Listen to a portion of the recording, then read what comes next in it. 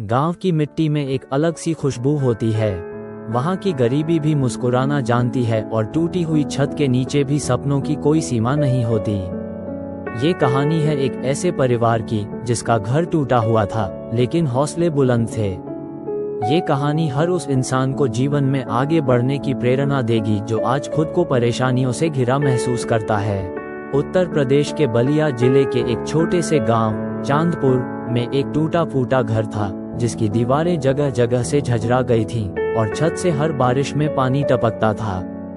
इसी घर में रहते थे रामलाल, उनकी पत्नी शांति और दो बच्चे, बबलू 14 साल और गुड़िया 10 साल।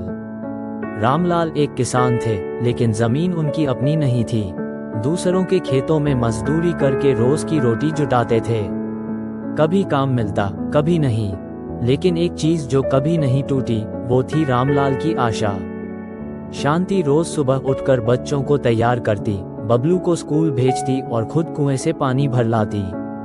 घर की दीवारें भले ही फटी हुई थीं, लेकिन अंदर एकता और सच्चे प्रेम की दीवार मजबूत थी। एक साल बारिश समय से पहले आ गई। खेतों में फसल लगी ही थी कि पानी से सब बह गया। गांव के नाले का पानी रामलाल के घर में भर गया। मिट्टी की दीवार गिर पड़ी, सारा सामान भीग गया। पास के घरों में भी हालात बुरे थे, लेकिन रामलाल का घर सबसे ज्यादा। बबलू ने पहली बार अपने पापा की आंखों में आंसू देखे। रामलाल ने खुद को संभालते हुए कहा, बबलू चिंता मत कर, घर फिर बनेगा। टूटी छत चिंता नहीं है जब तक हमारी मेहनत सलामत है। गुड़िया ने माँ से पूछा, माँ क्या हम अब बाहर ही सोएंगे? शांति बोली, बेटा जब दिल में भरोसा हो तो आकाश भी छत बन जाता है। रामलाल ने ठान लिया कि चाहे कुछ भी हो जाए, बबलू की पढ़ाई नहीं रुकेगी। लोगों ने कहा, अरे बच्चा है, खेत में लगा दो हाथ बटाएगा, पढ़ाई से पेट नहीं भरता। लेकिन रामलाल का जवाब था, पेट तो मजदूरी से भरता है लेकिन जिंदगी पढ़ाई से बनती है। बबलू सुबह स्कूल जाता, दोपहर में खेत में बापू के साथ काम करता और रात को टेबल न होने के कारण टीन की चादर पर लेटकर पढ़ता था। बिजली नहीं थी, लेकिन दिए की रोशनी में उसने अपने सपनों को रोशन रखा। बबलू का सपना था आईएएस अफसर बनना। गांव में किसी ने ये नाम भी ठीक से नहीं सुना था। सब हंसते थे, कहते थे फूटे घरे से अफसर निकलेगा। लेकिन बबलू ने मन में ठान रखा था। जैसे जैसे कक्षा बढ़ी, वो गांव की लाइब्रेरी में जाकर किताबें पढ़ता। उसने अखबारों से नोट्स बनाए, पुराने कागजों को जिल्द चढ़ाकर खुद की किताबें तैयार की। गांव के स्कूल में 10वीं बोर्ड परीक्षा आए। बबलू को अपनी कॉपी ले जाने के लिए भी एक प्लास्टिक बैग में रखना पड़ा क्योंकि बैग नहीं था। लेकिन बबलू ने पूरे जिले में टॉप किया। बबलू की मेहनत देखकर एक गांव के मास्टर जी ने उसे प्रयागराज ले जाने का वादा किया, जहां आईएएस की कोचिंग होती थी। रामलाल ने हाथ जोड़कर कहा, साहब मेरा बेटा पढ़ना चाहता है। मेरे पास पैसे नहीं हैं, लेकिन उसका इरादा सच्चा है। मास्टर जी ने उसे एक कोचिंग में फ्री सीट दिलाई और रहने के लिए छात्रावास। बबलू दिन रात मेहनत करता रहा, कभी कभी भूखा सोता था, लेकिन उसने हार नहीं मानी। उसने अपने पुराने जूते की सोल खुद सिलकर 2 महीने और चलाए।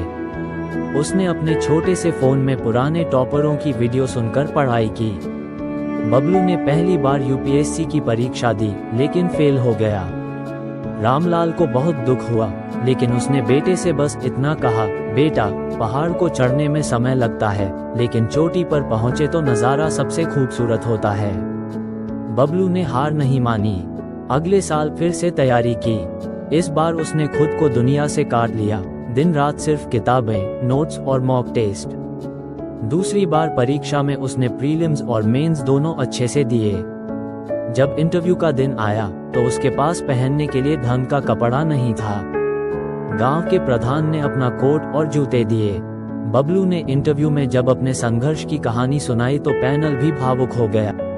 जब रिजल्ट आया, बबलू का नाम टॉप 50 में था। पूरा गांव खुशी से झूम उठा। वही बबलू जिसके घर की छत टूटी हुई थी, अब अफसर बन चुका था। बबलू अफसर बनकर जब पहली बार गांव आया तो गांव वालों ने उसका जोरदार स्वागत किया। उस फूटे घर को देखने मीडिया भी आए। बबलू ने कहा, जिस घर की छत टपकती थी उसी ने मुझे लड़ना सिखाया। उसी अंधेरे में पढ़कर मैंने उजाले को समझा। रामलाल और शांति की आंखों में आंसू थे, लेकिन वो आंसू अब गर्व के थे। बबलू ने गांव में एक स्कूल बनवाया, लाइब्रेरी शुरू करवाई और गरीब बच्चों की पढ़ाई का खर्चा उठाने लगा। निष्कर्ष, प्रेरणा जो जिंदगी बदल दे। आज बबलू देश के एक प्रमुख जिले में अफसर है, लेकिन उसकी पहचान सिर्फ उसका पद नहीं है, उसकी पहचान उसकी संघर्ष की कहानी है। फूटा हुआ घर, बिना चप्पल, दिए की रोशनी, खाली पेट और भारी सपनों वाली यह कहानी आज लाखों लोगों को उम्मीद देती है। अगर तुम्हारे पास सब कुछ नहीं है तो चिंता मत करो, तुम्हारे पास मेहनत करने का हौसला है तो सब कुछ पा सकते हो।